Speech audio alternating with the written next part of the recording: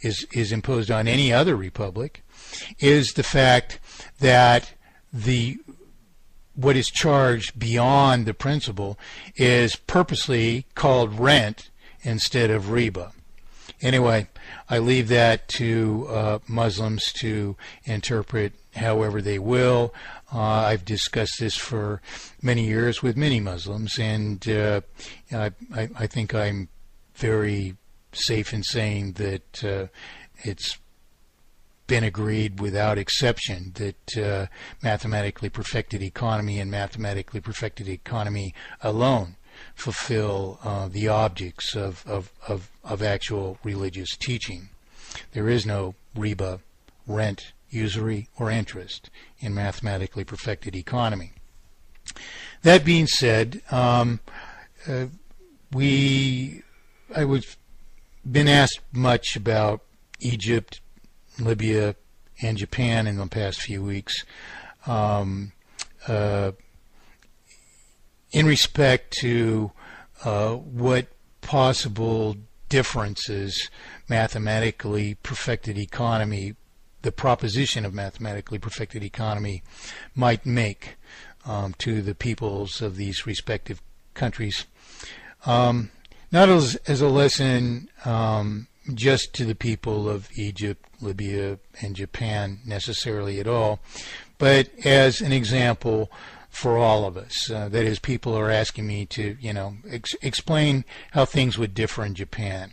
Is it possible that mathematically perfected economy might have diminished the chances that there might even be nuclear reactors in Japan, for instance? These are important questions for us to carefully ponder out, because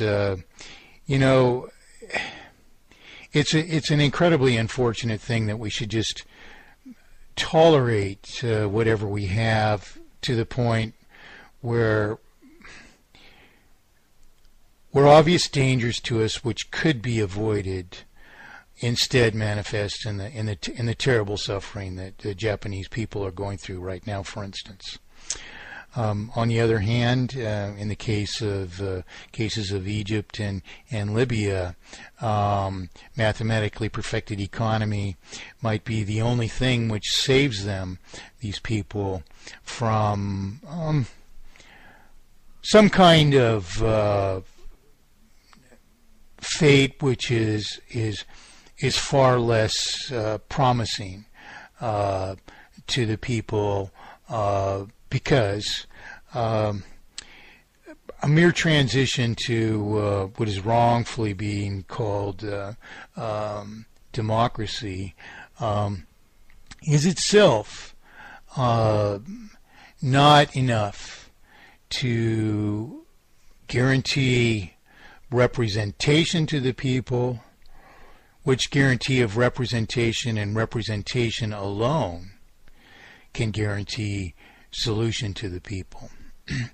So I'd like to explain that all this in general terms, at least. In the case of Egypt, we in the purportedly free world, we're not a free world because as Egyptians and people all across the world are struggling against the consequences of usury. And we note that these protests come to a boil in each of these countries across North Africa, for instance. We note uniformly that it's the fact that, children of, in their late 20s are still having to live at home, that there's no chance of employment, that there's no promise whatsoever. There's much hope for peace and what I think we call in a limited way stability in the world, by each country understanding that all the people of the world are suffering as a consequence of usury, and that in fact, in the end, we will never have peace. We will never have justice, which is the basis of peace, unless we have two things, and that is mathematically perfected economy and absolute consensual representation. The latter is important because without it, you never have anything like mathematically perfected economy. The objects of the people of the world are like in principle. Materialism is not a good thing, but prosperity is, and true prosperity is not a matter of materialism. It's a spiritually conscientious and responsible state, prosperity is, which is altogether healthy. You can't separate conscientiousness and responsibility from prosperity and have healthy prosperity. Much of the contempt which is felt toward the United States, the accusation that we are the greatest thieves in the world, is not comprehensive of who are the thieves in this country and how much, at least in principle, the very idea of the Republic of the United States is opposed to the kind of exploitation which is the very thievery which the rest of the world rightly condemns. What the rest of the world really needs to understand is that, at least in principle, the American people are opposed to that, because we are the victims of a ruling elite likewise. But in each country of the world, we're seeing the same things. We're seeing, in the last days of usury, we're seeing the ruling elite of each country gut the country to take as much as it can for itself. And this implies that all the people in the world really have an interest in something completely different, which is just prosperity, and that we, in truth, could not even trade rightfully with each other unless we agree on a single set of principles of monetization, which even makes our currencies equivalent. Now, the process of developing mathematically perfected economies is a process of determining the justified principles which serve all of us without exploitation at all. And this process is itself consistent with the solution that every country in the world desires then. So as we see Egypt and Libya and Tunisia rise up against oppression, we in the United States and Europe, I have friends in Ireland and Scotland and Spain and France and Iceland and Venezuela, all over the world, people are realizing that this is the only solution and this is the only thing that solves, in fact, even the objects of ancient religious teachings. So my concerns are these, and I only voice them as if I was, in each case, an Egyptian, a Libyan, a citizen of Japan, as examples for the rest of the world, likewise to evaluate as these examples pertain to them, so that we may or may not liberate ourselves from usury by adopting the only solution to the categoric faults of not only usury but any prospective monetary thesis. So how would this proposition of mathematically perfected economy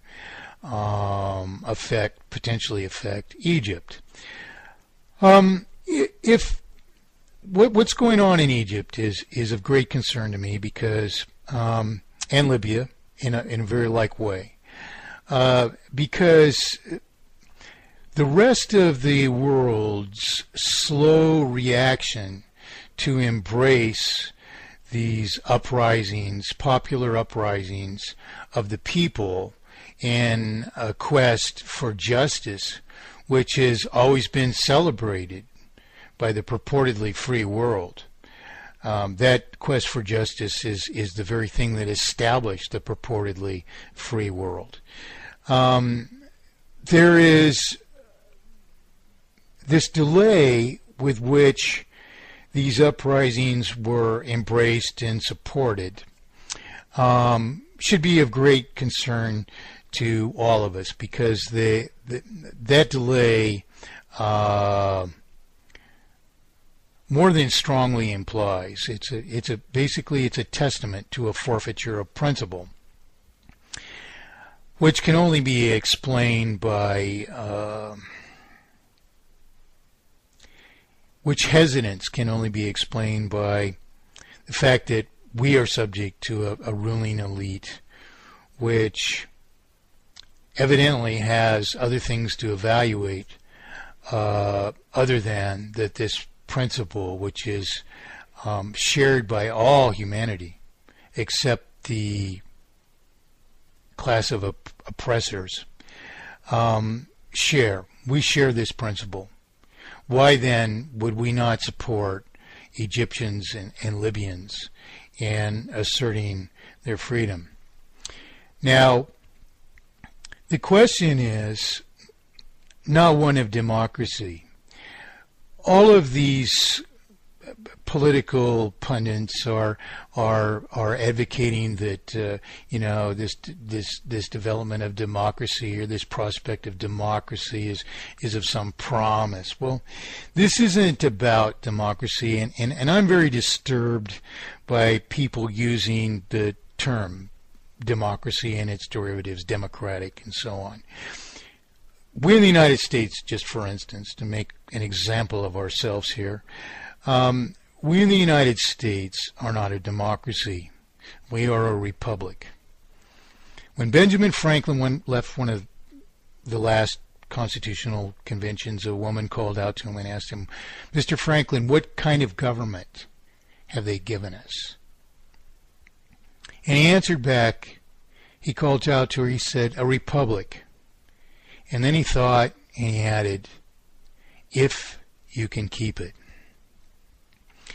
Now, there aren't any real democracies in the world today, and the reason is the same reason which discouraged our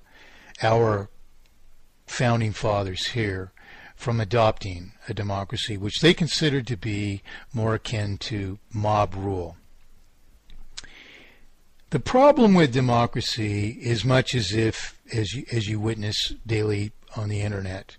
That is, people advocate, that this, that, and the other thing is monetary solution now, without any proof, without a justifying principle. Because we can just say so. So it is.